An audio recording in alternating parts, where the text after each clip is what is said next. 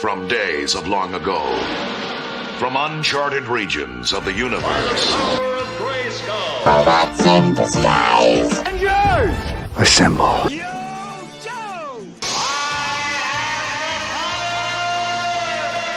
Hey, we are canceling the apocalypse!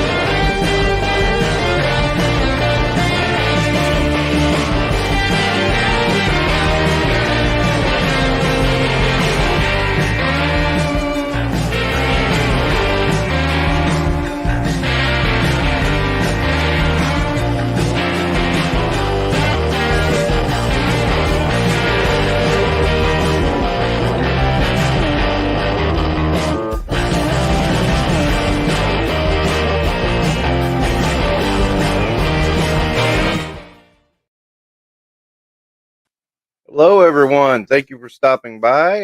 There's a few of you in the house, and I welcome my guest, Lyle Figure, Jeffry Lyles. How are you doing, Jeff? Good, man. How are you tonight? I am so glad you came on this show. Yeah.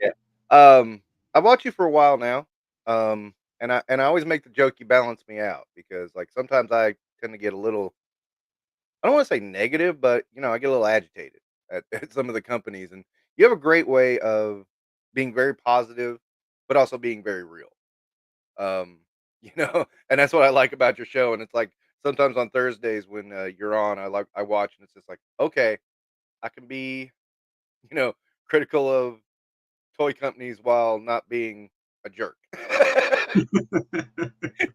that was the main reason I wanted you on the show, was just because, you know, because I always like that about you, is that you're very real, and you're very honest, but yet at the same time, you know, um, I don't want to say toxic because that word is overused. But you're not afraid to say, okay, this isn't working. Yeah.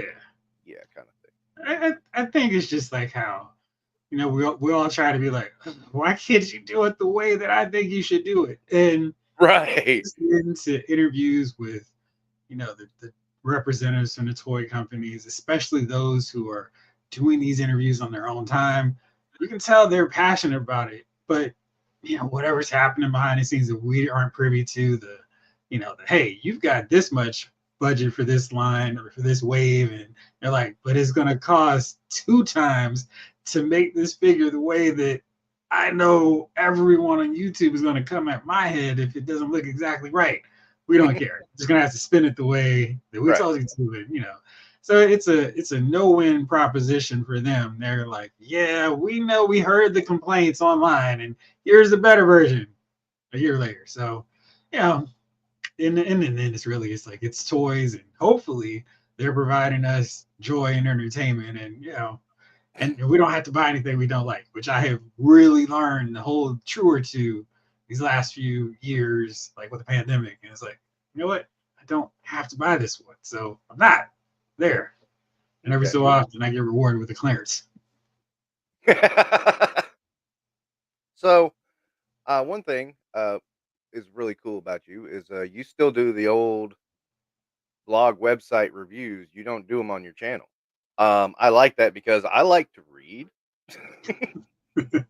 you know, and that, you know, I did that back in the day, and then like I kind of fell out of it, and now it's kind of like gone into YouTube. So it's like, so what led you to? So let me ask, what led you to YouTube and doing what you do now? Oh, jeez. So for gosh, let me see. So maybe around like 2017, I was just hanging out with some of my buddies. We are talking about movies and TV, and we're like, well, maybe we should just you know do a podcast. And this was strict audio. And Right. around that same time, one of my friends who happened to work for a local municipality was like, hey, we're starting to do more TV programming, and I think you're talking about movies would be great. So I had one of my buddies who did the weekly podcast with me show up on there, and that was kind of a on their schedule kind of thing, or they're free and can you drop everything and kind of come over there, and it takes like an hour to get there, hour to get back, the whole day's gone if we hang out, do lunch or whatever. And it's like, oh, that's not time efficient.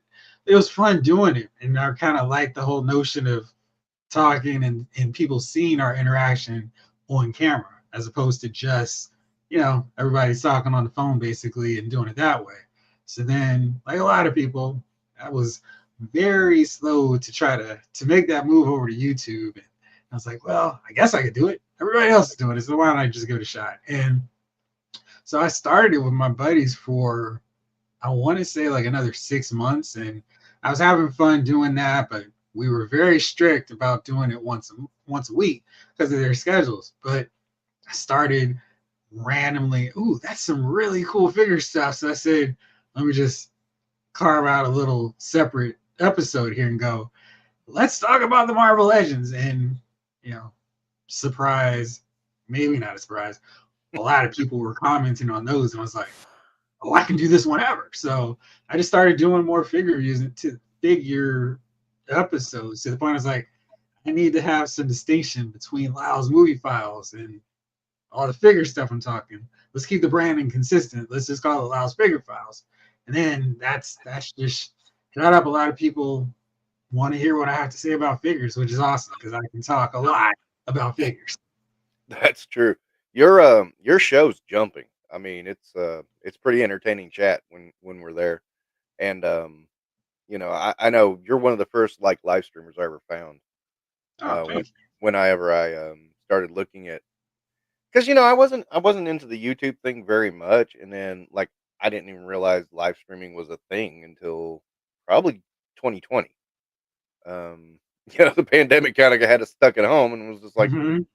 let's see what's on the YouTubes. So, yeah, that was kind of a fun time. But anyway, we got some people in the chat. Uh, just wanted to we just want to tell you both good luck. We're counting on you. Nice airplane reference. What's up, James Green? What up, James? Uh, hi, Jeffrey, and hi, other guy. Gee. Stacy. Only my wife can get away Oh yeah. with it. Speaking of, here's a better version a year later. The X-Men 97 Cyclops is great. Now that's an interesting one because I actually think the VHS box set one is better. I did too. I think Yeah, it's the head sculpt. I think it's the head sculpt. I think it's everything about it. It's just better. The only thing I think that really beat, and I wouldn't even say it beats it. It's just the fact that you can do the I beam in the 97 one. That's kind of cool, but at the same time, I've got other Cyclopses I can do that with. I feel like that should be the norm for all Cyclops figures going Yeah, forward. I mean, it's a pretty signature element. You've already got the effect. We're not asking for a blue translucent optic beam or a white. We just need red. So just keep recycling that one piece. He's the one figure that you guys can do the same effect piece, and you're not gonna have people griping. Oh man, why don't you do this? It's just gonna be a red optic glass. That's all we need to make that happen. yeah, because they did. I'm trying to remember. They did House of X. They did X Factor, and then they The X did Factor. version 2. Yeah, and then they've done it with this one, so it's like no brainer to me. Mm-hmm. But anywho, so what do you so yeah, let me ask. It's like they're getting into a lot of repetition with Marvel. What are you thinking about that? Are you thinking like it's kind of getting a little stale? I hate the Bucky Cap mold, so Hmm. when we're getting figures that are not using that, I am ecstatic. So when we had that Hawkeye, I was like, yes, finally I can. And I say dump, but make my main level display Hawkeye this new and improved version. I think if there's an improvement to the figure, I'm all for it. I mean, I can't envision a time period where Hasbro has a license where I'm gonna go, I'm done. You've actually done all the figures I want, all the characters I want. I'm good. And I think this is just that habitual figure addiction, Hmm. figure collection addiction. Well, this is so much better because it doesn't have pins. I mean, there's some where it's like, yeah, I don't need this version of the upgrade. I'll Right. see you guys in 2 more. I guess it's like the same thing with my iPhone. I don't need to buy a new one every year, but 5, 6 years, oh man, there's so much new stuff on here, so it's worth it. So that's kind of how I approach it. And seriously, with all those Bucky Cap molds, I was counting them up and I lost count. I was like, there's so many. I mean, Machine Man, the earlier Forge, Yellow Jacket. There's so many that use that mold where it's like, oh, the Hydra troops, the AIM soldiers, all those guys, not the AIM soldiers, the Hydra ones, the Hellfire Club ones. They redid those figures, the Cyclops on that mold, the Vulcan mold. I would probably buy all of them and be happy to do so. Because with the Hydra troops, you can always have more. Right. Yeah. Um. So let me ask about collecting. I mean, have you always been a collector? Were you like a collector as a kid, tapered off, and then like came back to it, or how did that work out for you? All right, so I just finished doing this video of my Uh-huh. favorite Sting figure, and I was trying Oh, to nice. track down my random Sting figures that I don't have in my main display, and I came across these in the toy chest bin. This is my fairly pristine original Ooh. Star Wars Chewbacca and my dog chewed, broken down Hoth Snow Trooper. I mean, the feet are just non existent. So, to answer your question, I started out at the perfect time to collect action figures. So, I was, Mego was still going strong and I had a bunch Mhm. of them. But I was 2 years after I was born, Star Wars came out. So Oh, wow. I was able to get all those figures when they eventually rolled out and was excited to find, back in the glory days when Toys R Us was like, this aisle is 12 miles long. Of course, it's way longer as Yeah. a kid where it's just stretching and stretching. It's like, this is bigger than a football stadium. And, of course, it was when you started getting older, it's like, wow, I'm already at the end of the aisle. But, it was really cool to get all this stuff and vividly remember going to Toys R Us one day and seeing this new line G.I. Joe Real American Hero and like, oh wow, this is great. I want this one and I'll get these three. So yeah, I was able to get in on a great time to collect. And then as Oh, I yeah. got older, I was like, I don't need these figures. Girls are amazing. And yeah, the girls didn't think I was amazing. So eventually I started going, you know what? I'm going to just spend my money on action figures again.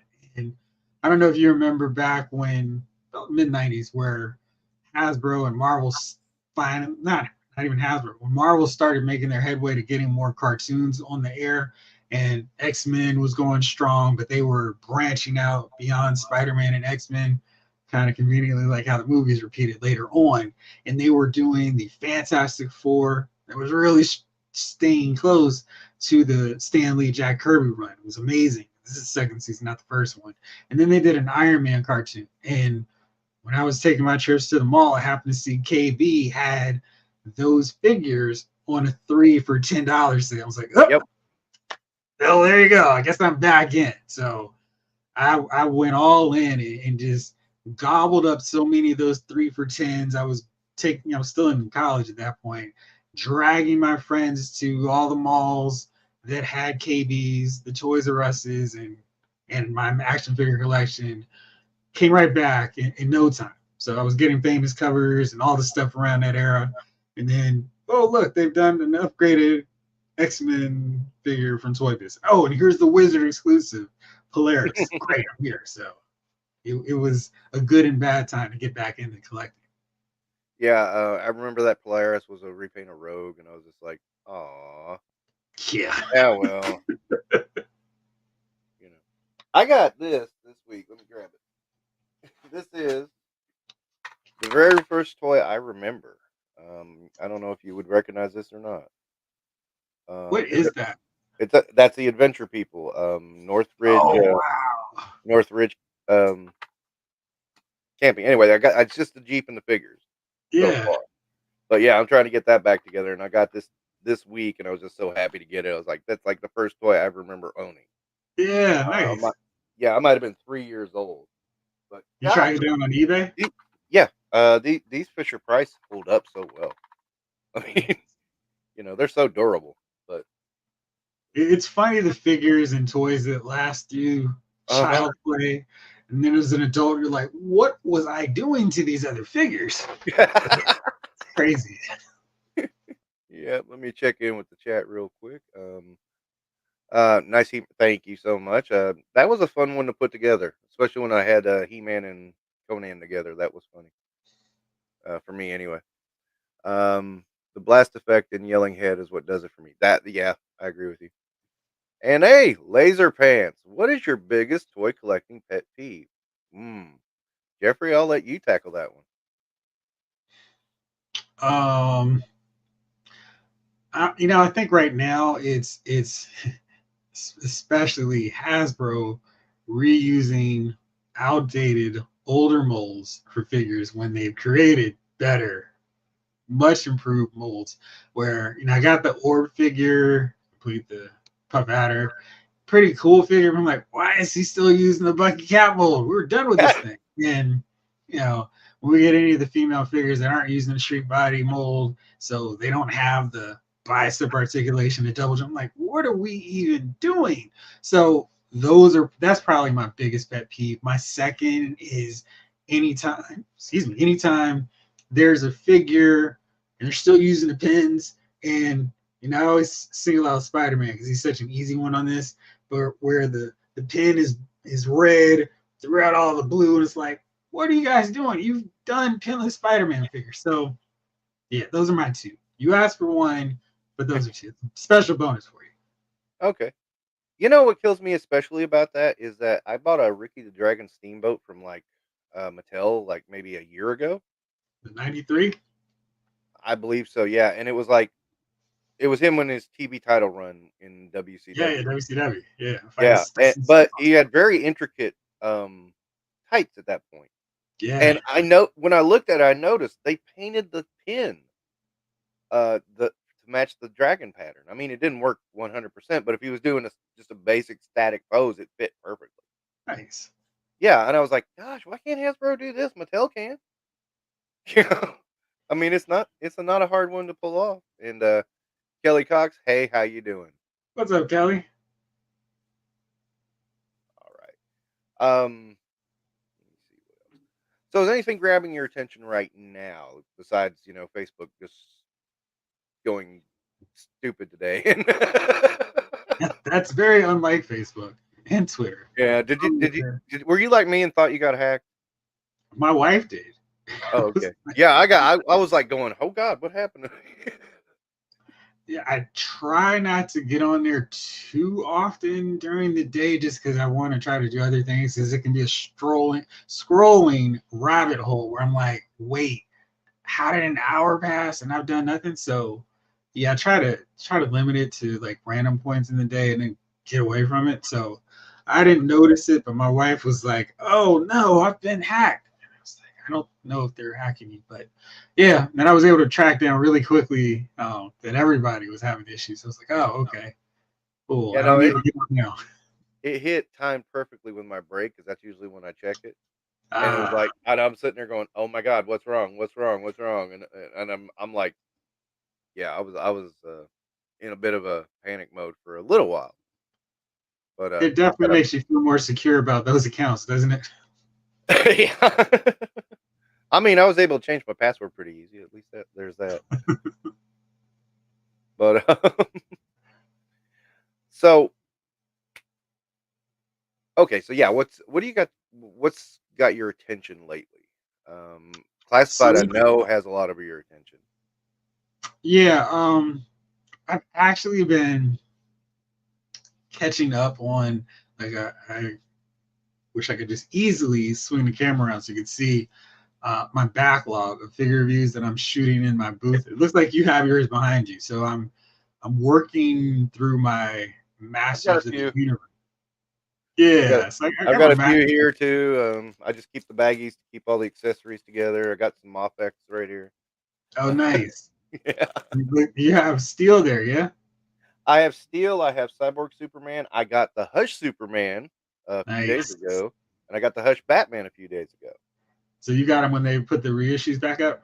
No, this was a friend of mine, who he had actually bought them to resell them, Oh, and he realized the reissues were coming out, and he's like, "Oh, the resale ain't gonna go so well. So if you just give me what I paid, I'll let you have it." I'm like, nice. "Thanks." Those are awesome figures, and I think Yeah, it's that deal where it's like I just wish they could maybe just do 2 DC figures a month and everything else. But yeah. I would happily pay their prices, and they're Mhm. high. But I mean, I don't feel like when I open them and like break down all the accessories that I got ripped off, and I feel like, yeah, man, you guys have now set the definitive version of such and such character. So Yeah, it's really yeah. cool This that plays out. Superman to me is just freaking perfect. I mean, Yeah, it's just beyond perfect. I absolutely love it. And the Batman. I don't dip into my effects that often, but when I do, I'm pretty committed. Yeah, I haven't gotten any of the Marvel ones, but I love the DC ones because I feel like they're close enough with the Marvel Legends that I don't really need to go, but I feel like there's enough of a chasm with the DC lines and whoever's putting them out that Mafex is definitely the way to go on those characters. Yeah, I got Magneto was the one I started with, and I had Uh, never bought one, and I was very very tepid to do so. And I got it, and it was like, wow, this is really cool. But I'm like, did I spend too much for it? And then a buddy of mine, he had the X-Men '97 Magneto, and I'm like, let me compare it to this one. And we compared, and he's looking at me going, man, that Mofex is like 10 times better than this Magneto. And I was like, so yeah, what makes it so much better? Because I have that '97 Magneto, and I'm pretty happy with it, especially compared to the other Hasbro Magneto figures. yeah. The proportions are better. It just seems to, I don't know. Sometimes Marvel Legends, their proportions are off. Hmm. Um, you know, and it's really hard to describe. It's like, but when you notice it, you can't unsee it, Yeah, right? But his arms are a little long. Mofex is like just perfect. It's like the proportions are perfect. I was surprised that the Mofex one was a little bit bulkier than, I mean, but not insanely bulkier, but realistically bulkier. That the Oh, okay. bulk you would expect Magneto to have. It's like, Yeah. oh, okay, yeah, that's like basically the cover of X-Men number X-Men one. number 2 or number 1. Yeah. Yes.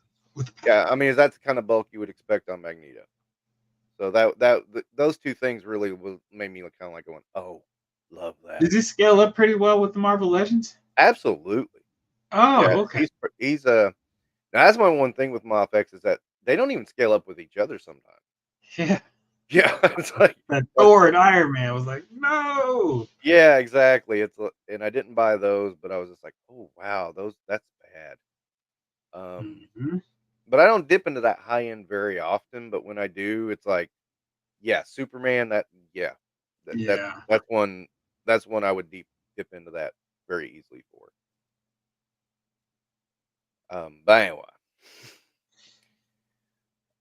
So anyway, I'm sorry, we were getting back to classified. We were talking about Oh getting yeah, your so, yeah. yeah. These Masters of the Universe figures. One of my great helps, like my main dude who helped me get started on StreamYard and on that Mega J Retro, is Uh-huh.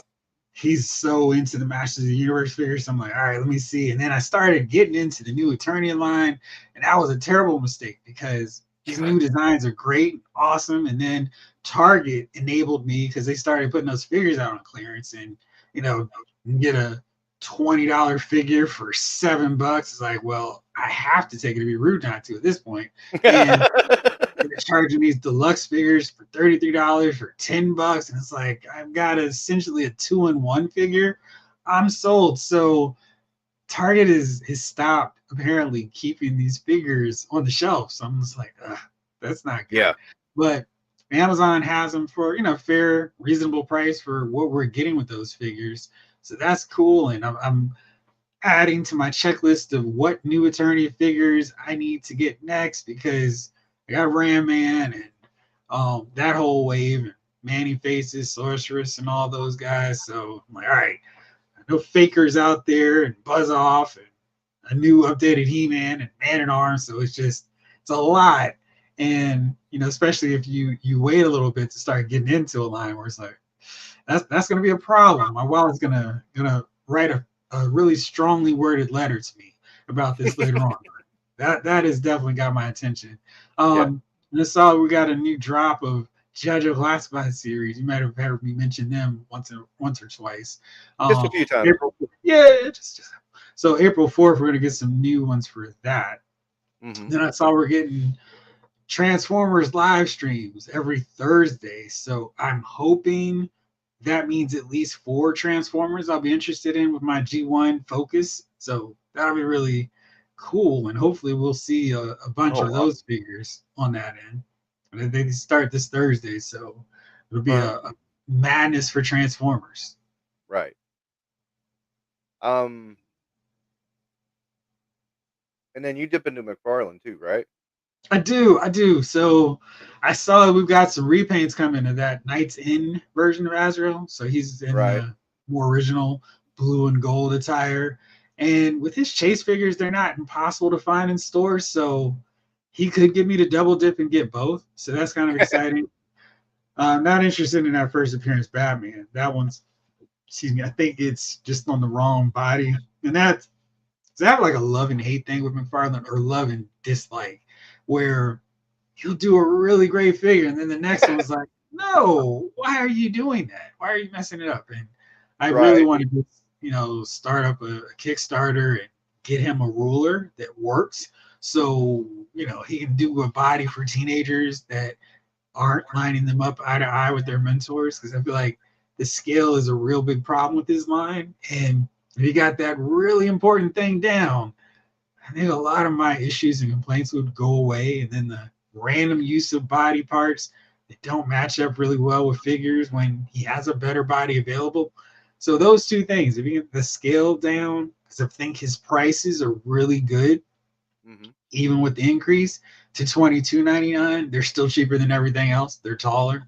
And while they don't have the same amount of accessories, of course, some Marvel Legends figures are like, hey, here's 2 fists for you. That's not a great deal. But seeing, what McFarlane does with largely unique sculpting on the figures, I feel like balances out. But I like to see a little bit more in there. And if you got the scale down and better body choice, I'd be buying more, not going, Mayfax, will you hurry up and make these guys? See, you just did it where I was talking about, like you have a knack for saying something and it not sound so attacking, like, like here's 2 fists, and it's just so matter of fact in the middle of the sentence, and it's like nobody can disagree. It's like, yeah, he's right. I mean, this is true. That's what we're getting is 2 fists. And I think the Ant-Man that I was really excited about, and I still love that figure. I thought they did a great job with it. But I was like, especially during the closed window era where it was like, here, look on the back to see what accessories you've got. And it's like, where's the other box with more accessories here? Because these 2 hands, that's not enough. And I think he was 27 or was he the regular 25 or 24.99 price? I want Either to way, say I it was was like, $4.99. yeah. And I was I like, debated that one, and then I just said, "Add do it." yeah, because he was starting to get really, really rare on the shelves. Because Right. I saw him a lot for a long time. I was like, yeah, dude, I'm gonna need a Target sale or you to get clearanced out. Because even though I really want you, I know this pattern now. And they had a little sale, not like the big clearance one, but he was like, I think this one store was the only one in my Target radius where Hmm. they had him in stock anymore. So I was like, all right, this is a figure I really want, so I'm not going to complain about having him on the shelf, even if I'm not getting him for $6. So I think it worked out. Yeah. Okay. Another thing, you're really excellent at doing. I find doing solo streams very hard. Just because there's just stuff to talk about, just keeping it going, and you seem to do really well with it. Do you find it's hard to come up with new topics each week? It is funny because I'm my mind is always racing about, oh, I want to talk about that. And, like I can always do, they need to complete this team. And here are the 7 or 2 characters needed to complete a team. And there's still so many left that's an endless amount. But then it's also something like, hey, Sting retired. I should talk about my favorite Sting figures, even though it's not a lot because Mattel kind of dropped the ball with the Sting figures. AEW's done good work, but they haven't done the classic flashbacks that they kind of promise. So, it's just stuff like that. Or, oh man, I'm reading this comic book, and it's like I was catching up on the new Thunderbolts, and I realized how many of those Hasbro's done so far. And I was complaining, griping endlessly about their decision to make the Mr. Hyde build a figure the way they did. It was like, oh, this is version from Thunderbolts. And I don't feel like Hasbro does, at least the Marvel Legends marketing side, does themselves enough favors when they release something where it's like, this is not the Mr. Hyde that's showing up when you Google Marvel Comics, Mr. Hyde. But he fills it, or he's filling out a slot for a team. And when we got that white and yellow Moonstone, which is like, no, that's not the right choice. That's not the right one for her. But she also helps fill out that team. So it's one of those cases where you're one of those fortunate few that got that Comic Con Thunderbolt set. You're great because they keep adding to that roster.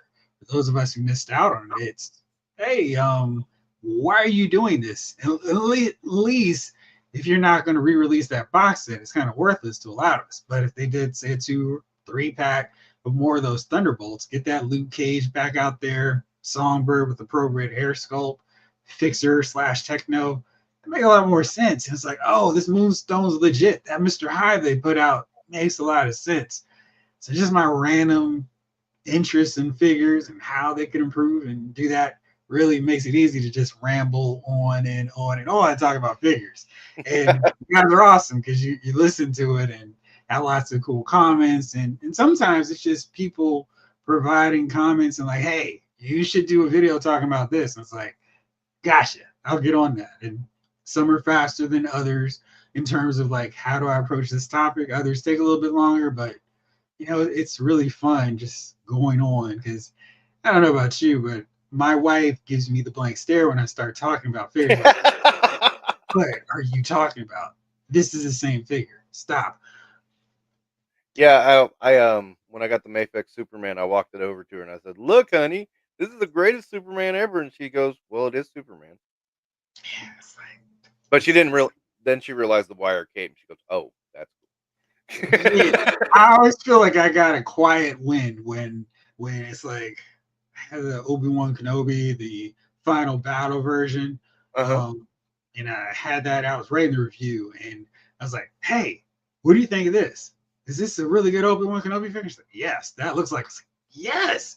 And I got that figure. And a lot of times when I'm doing my written reviews, and this is like my Obi-Wan of shame, the earlier one that Hasbro put out there for Revenge of the Sith, Hmm. still working on my zooming, it's a terrible head sculpt. And this is kind of the figure that made me go, maybe Hasbro's not equipped to handle this. I'll start going to the SH Figure Arts, and they really were delivering great figures. Hasbro started to close that gap, so I don't go excuse me, get as many figure arts as I used to, but this was certainly one that made me go, So being able to go, look, does this one look like him? It was like, oh yeah, much better. It's like, great. So even you understand this is a great figure. So it's really Yeah. fun when I get that easy win of like, oh, see, this version of this character was really worth upgrading to. So when I get her agreeing, it's like, all right, got something accomplished. I'm glad you brought up Thunderbolts, by the way, because you and I you're the only other person I ever hear talk about this, is that you want a meteorite. Oh, absolutely. Yeah, yeah. And it's like everybody's list that they put out of what Marvel Legends they want. I never see meteorite except for yourself and myself. Yeah, I mean, she's in this, and the thing that's really frustrating is they'll get started on these teams, like Hmm. the New Mutants. Like, all right, don't forget the dudes. You're really almost there to having a complete team. And I always say this: Banshee in his green and yellow outfit. We got Thunderbird. Thunderbird was around for exactly 2 issues, Yeah, and Banshee was around for so much longer. And he got kind of jobbed out because he was written out right before the whole Dark Phoenix thing. And I think if he had been around during that storyline, he would have more of a fan following outside of old heads like me going, Banshee, Banshee, Banshee. But, he would complete another team. Wolfsbane, we were campaigning for forever. We finally got her. But the Thunderbolts are a really important team that it kind of felt like, all right, we're going to give you more Thunderbolts. They're not a team that requires years and years of adding more characters. I mean, I guess if you want to go to the different teams, but your original squad just needs Techno, Atlas, maybe it's a Build-A-Figure or Deluxe, and Meteorite. Because we've already gotten Citizen V, we've got Songbird, we've got Mach 1. He keeps updating his suit side to make sure, but Mach 1 and get Jolt. We're done with that version of the Thunderbolts. right. And Meteorite, I mean, we got to get more versions of Carla because we've got her as that one version of the Thunderbolts, but we need her as Meteorite. We need her as Moonstone because she was part of 3 Masters of Evil teams. So, that to me, I think would be really helpful for the Marvel Legends team if they went, all right, this look was in so many issues. And I know some Wikipedia pages do that. Like a Marvel wiki page will go, this look was in 70 issues. This was Yeah, in 30. And it's like, go with the one that was in the most issues. You don't have to make it more complicated than necessary. It's like, clearly, this is the definitive look for this character. Let's do that one first. And then we can do the other most popular look next. But I feel like they'll go, oh, this costume was in 5 issues. Let's make a figure of that. It's like, what's going on here? No, go to the top, work your way down. yeah. It's kind of like the recent retro waves. You had Chasm and All Hallows Eve, and it's like, okay, those guys just came out. I mean, Chasm was Ben Riley, and I didn't like what they did there. Um, All Hallows Eve has been out for like a month, and I was like, why are you doing that? Because I didn't feel like they caught on. Um, I don't know how many new Chasm characters. Chasm had a cool look. I thought Chasm had a cool look, but I kept going, what you did to my Ben Riley? It was a clone of Ben Riley. It's not the one that we like. Yeah.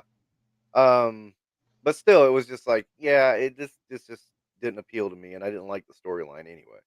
Yeah, Um, I feel like in cases like Chasm and Hallows Eve, it's a Marvel deal of like, hey, this character is not catching on. Why don't you make a figure of it? But that's not going to sell either. But we're the license holders, so and I feel like that's just one of those they have to take one on that's the a good chin point. and just say, this new figure, this new look for such and such character, probably not going to be a big seller for us. We'll include the torso of the Build-A-Figure that way that people will have to buy it. Because when this latest wave with the Zabu wave, I assumed that the Thor figure that they were like, it's not Thor, but it's labeled Thor, Black Winter, was not going to have a piece to Zabu, and we get that Iron Man figure because that's at least a unique, updated armor for him. But it's like, nah, you guys know what you're doing. You put the Build-A-Figure piece with the one that's probably not going to sell. So I think in those cases where it's, why is this modern character has been in 5 issues getting a figure before someone who's been in 200 issues. I think it's just they have to do those occasional favors for Marvel as part of their licensing deal, and they just kind of slide it in as quickly as possible. Because I mean, if we're gonna get a Fantastic Four version of Spider-Man and Wolverine, probably not that blue and black one that we got to match with Franklin and Valerita. It'd be the one that matches up with Ghost Rider and the Gray Hulk that we're still waiting on. Right. Still waiting on both of those guys. Yep. Jason Vendelista. Hey, Robert, gonna catch the replay. Thank you. Replay squad is always appreciated. Always. Are those Mayfix? Yes, they were. And that steal is out of sight. I agree. Ian Sweeney, morning. What's up, Ian? Ian, what did you miss? Well, you'll have to catch the replay. So, you brought up a lot of interesting points. I wanted to step back just a little bit. Sure. You know, one thing is, so I don't know how your comments go on your channel, but I get hit with, nostalgia comments. And it got me wondering about, you got talking about X-Men. I genuinely love the Chris Claremont run of X-Men. That's right.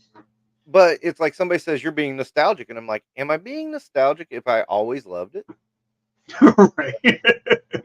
I mean, it is literally one of my favorite runs. That and Peter David's Hulk are my two favorite runs of any comic ever.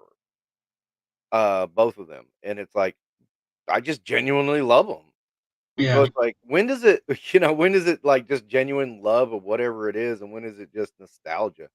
And I think nostalgia gets tossed around a little too much. Is that I get nostalgia, I understand nostalgia, but at the same time, it's like sometimes there's just genuine love, and you just go with it. Now, at the same time, I do think the G.I. Joe Classified line is leaning too heavily on nostalgia. It's like, okay, guys, yeah, it's a 6-inch version of the 3, 3 3/4 inch version I have already. That gets a little bit repetitive. So I don't know. It kind of goes both ways. I just wondered if you had any thoughts in that realm.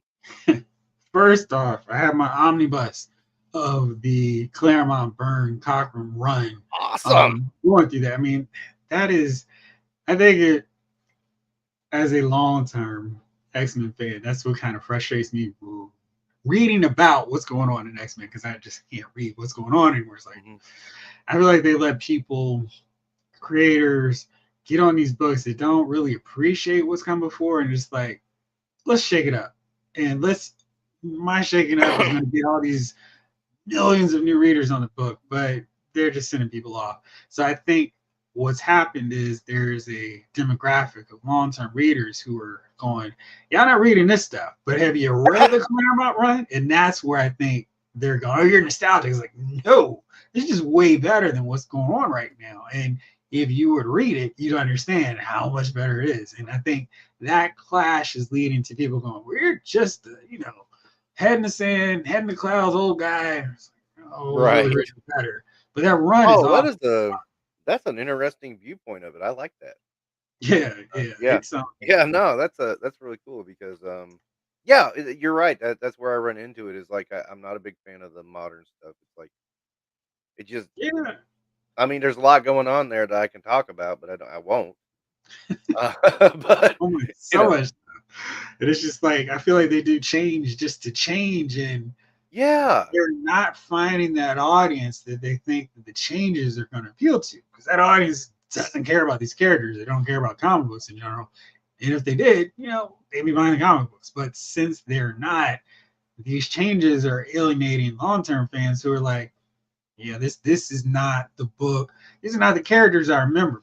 But as much as you want to change and alter things, I've got these omnibuses. I've got my trades that have been read through so much the pages are falling off. I'll just read that because that's when I enjoyed the characters. I don't like super extreme version of etc. And so many changes. I need to go to Wikipedia to see what you all have done. Like the scene from The Godfather. Look how they massacred my boy. And I feel like that's been the case with so many characters. And at least DC has the decency to go, all right, we're cleaning the slate all over again. Okay, thanks, guys. Appreciate it. Yeah, who would have thought the constant reboots of DC would have a positive side? I started reading.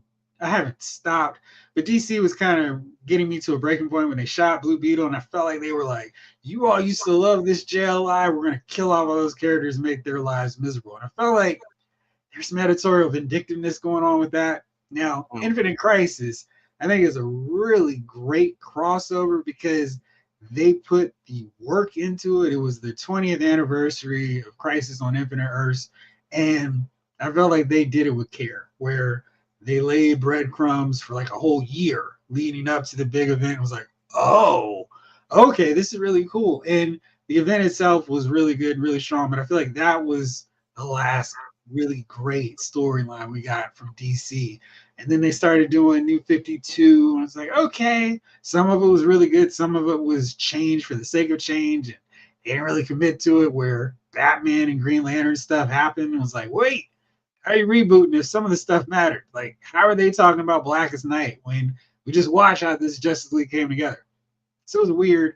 I thought with Rebirth, they really found the best of both worlds because they fixed a lot of mistakes they had done prior to Flashpoint with the long-term legacy characters, and then to change it just to change the characters. New 52 Rebirth was really good until they let Tom King do Heroes in Crisis, and it's like, why?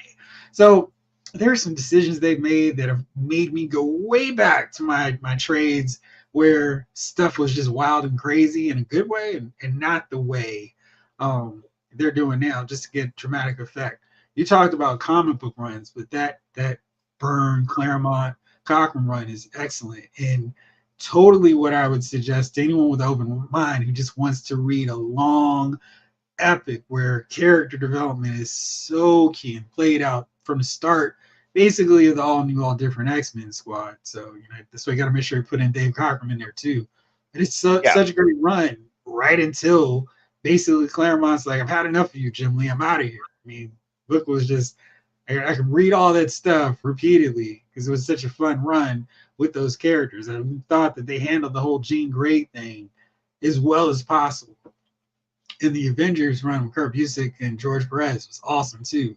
Really fun run. And one of mine that I'd go, if you want to read the best Avengers run, you read that because it's got the perfect amount of nostalgia and while looking to the future. And I think they knew how to write it and draw it, and it's an awesome run. Another one is JLI. I love that run of Justice League. And then Grant Morrison and Howard Porter's. Oh, JLI was great. Yeah, I mean the whole thing. I is just love awesome. that, Lauren. Mm-hmm. Yeah. So those are some of my favorites. So you were talking about Sting. Obviously we're dealing with the final Sting match, which is weird because it's like, I thought his final match was years ago. Well, then I his realized last he was fighting in WWE. AEW, and it's like suddenly, oh, he's got his final match again. I'm like, oh wow, really? Okay. I definitely say that AEW. So like Mattel had me so excited because they were releasing the Sting figure that I'd never gotten before, where the very proto Crow Sting, where he decided to fill in his paint, and it looks so cool. He's just sitting in the rafters, and that was such a great image for Sting. We'd never gotten that in figure form, and they teased that as part of Legends Series 7, and I was like, this is going to be one of my favorite figures in my collection. And then they had Yankee, and I was like, what's going on? There's no scandal with Sting. What happened?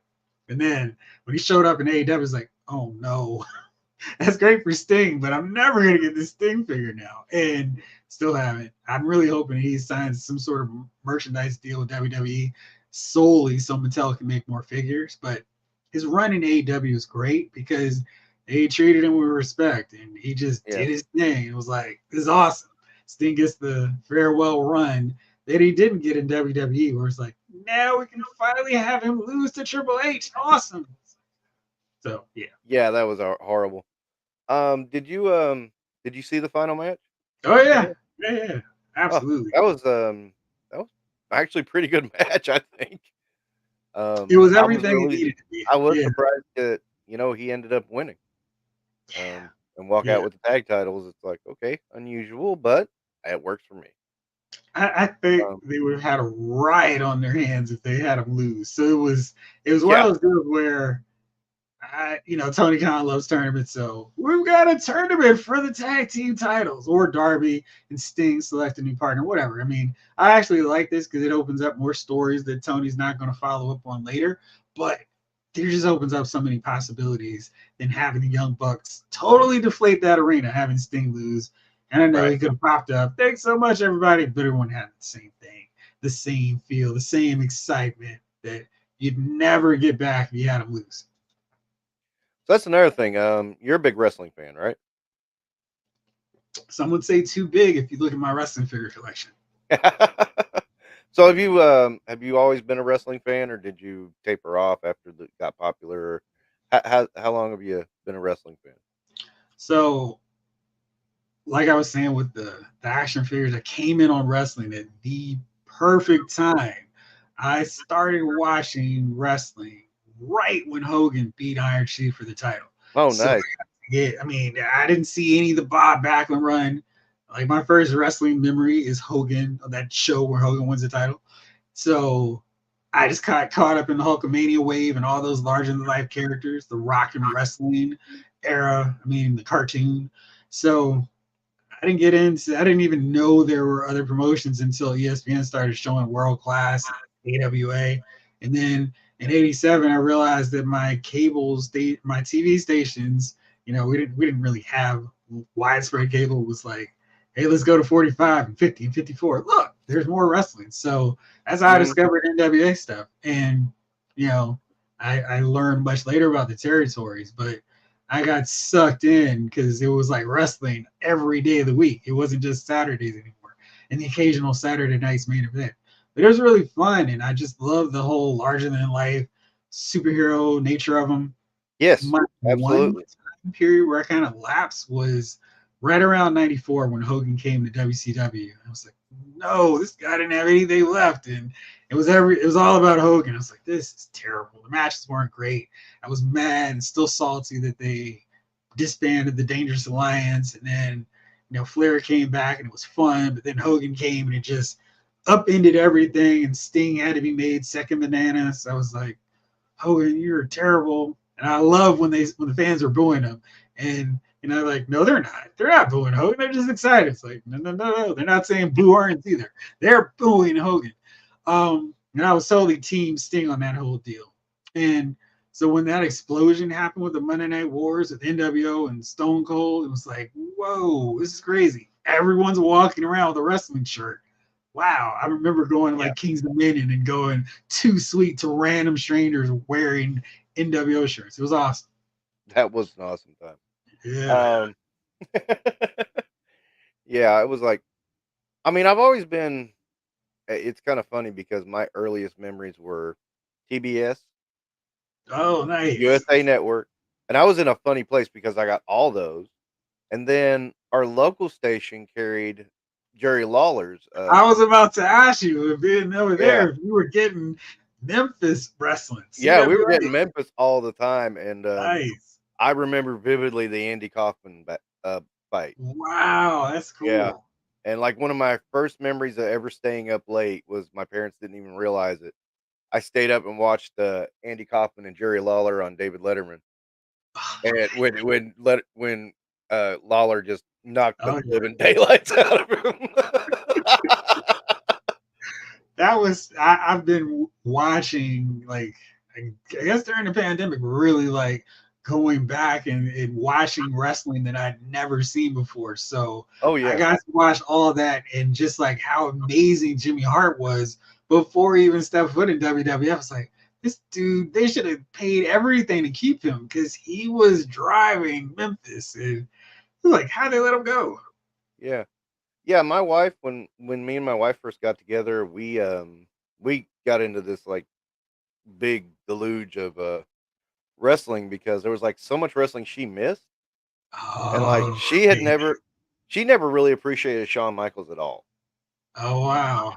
Yeah, and then I showed her a bunch of Shawn Michaels matches, like, with, Sid and, a bunch of others. She's like, "Okay, that guy's pretty damn good," after she watched that, but she admittedly said, "Okay, I didn't." She She said, "I don't think much of Shawn Michaels." I'm like, "Watch a couple of these matches." She's like, "You're right. Okay, he's a lot better than I gave him credit." But I'm a Bret Hart guy, but I do appreciate Shawn Michaels too. right, yeah. I Mr. mean, WrestleMania. gosh, I mean, I can't say one or the other. It's like each have their strengths and weaknesses. I Um, do wish they had done that Iron Man match different. I feel like if they had just let him go oh Lord, 9-9 and then have a 10 be the winner, because you feel like, these guys would have pinned each other several times an hour. yeah, that's a tough one because it's like, does it become more epic because they didn't have a decisive winner until overtime, or would it have Pressure. been like even better if they had tied? Hard to Yeah. say. Real hard to say. You remember that Triple H Rock Iron Man match? Vaguely. I That don't was like really that. fun. It was good, but it wasn't near as good as you know, HBK and the Hitman. Then did you Just see my the Beast Blast Rick Rude and Ricky Steamboat one? Oh, of course, that one was really good. Yeah. Yeah. I Fun did stuff. like I did like that one. Just about anything Rick Rude I always liked. Oh, Um, absolutely. I like this. The nostalgia hammer is only used with certain things. Example, if you are a fan of the Shakespeare, which was published a year or two before X-Men, they never accused of nostalgia. That is a good point. What's good is good. You're right about that. Um, thing is about doesn't match. Yeah, that's sad but true.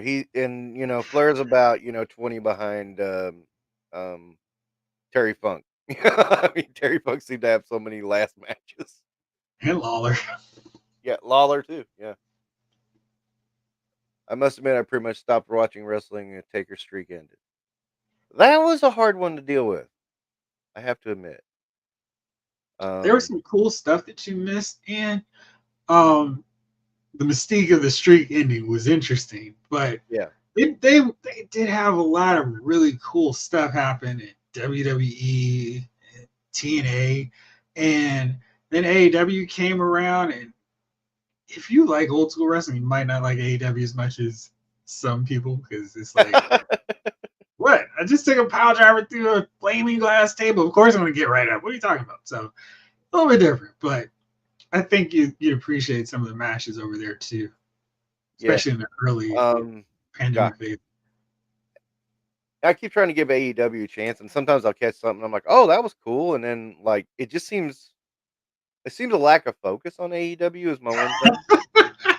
It's like, here's this guy and this guy. Who the heck are these two? Where happened to the two people I was really interested in last week? You know? Yeah, if you're an old school fan, especially because you're in an era reading comic books where it's all about weaving storylines for a Right. long time, here's your payoff. AEW is going to be like a hard watch because it's more here's this week's dream match, and that's cool in small doses, but it's just kind of hard to really appreciate. Oh man, Right. here's an 11-star match. This week we had a 12-star match. It's like, okay, but would it have killed anybody to act like that leg that got kicked and driven through a table hurts a little bit? I think that's the biggest problem, especially if you watch wrestling back in the day where, they would sell a broken hand for 8 months, and and Monsoon's going, that cast can't still be necessary. What are you talking about, Gorilla? So, it's just a totally different Yeah, product, but I think they do have some good matches and stuff when it comes together pretty well. yeah, didn't Bob Orton walk around with a cast for like 6 years? Absolutely, but it was Yeah, it was a slow heal. I mean, it was really bad, almost as bad as Iron Mike Sharps. right. Yeah, I remember the action figure having the cast, and I was like, oh, thank God he has the cast. That was like almost a calling card. Right, so it's removable too. That was really Right. nice. Yeah, no, I loved it. I was so overjoyed to get that. I love the old school like theatricality of it all. I, Yeah, yeah, I personally think what happened to wrestling is it went almost too far into that era of when Hogan was coming in and it was like to WCW and then it got very cartoony too. I think the theatricality got a little bit too much. But then, it kind of leaned back. It kind of came back from it in the Monday Night War era. See, it's always interesting to me because I feel like I was just the perfect age for that larger than life, for presence of Hogan, JYD, Yeah. Hillbilly Jim, Andre the Giant, Roddy Piper, $1 Man, like the cartoonish bad guys. Give me more. I love it. And as I got older, the product started getting older. So when the new generation came, I was like, I don't know if I like these characters. But I think it set the groundwork perfectly for ECW to thrive. You had to go do tape trading to get that really great ECW content that Oh Vince God, tape McMahon trading. borrowed and made it popular for the masses. But I think without that low period, the greatness of Brett, Shawn, Razor, and Owen, Bulldog notwithstanding, we needed that cartoonish dull period. So the NWO, Austin, Rock, DX, the Nation really mattered. And it's kind of like you had to take this small term L to get the big win with all Right. these other larger than life characters. Right. Well, Jeffrey, my kid gave me the suds, as we like to say in the house. Anyway, I'm feeling a little weak. I think I'm going to cut it here. No worries, man. Thank you for coming on. I was so glad to see your message when you said you would come on. Absolutely. Yep.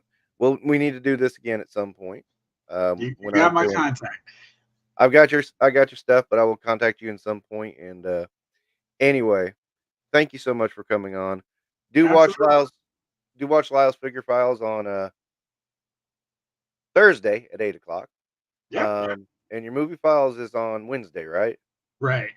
At I 8 o'clock. always I catch the replay on that because a good friend of mine is on the same time as you. And Uh, I'm always on his stream, so it's like, okay, I'll catch that later, and I usually catch it later, and I never comment because it's like, I don't like commenting on replays sometimes. I respond to the replay comments too. So Right. it's all All right. But anyway, Jeffrey, thank you so much. Everybody, thank you for watching. You have a good evening. Bye. take care.